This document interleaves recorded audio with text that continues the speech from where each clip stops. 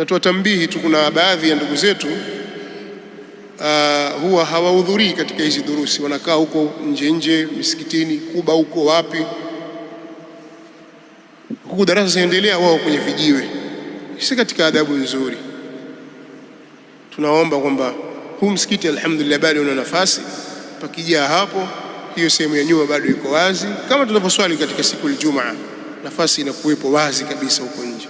Kwa hiyo wasikimbie khairi hii, warudi hapa, wakae, wasikilize durusi zote, mihadhara inayoendelea hapa msikitini, badala ya kukaa na kusikizia nje. Si utaratibu mzuri.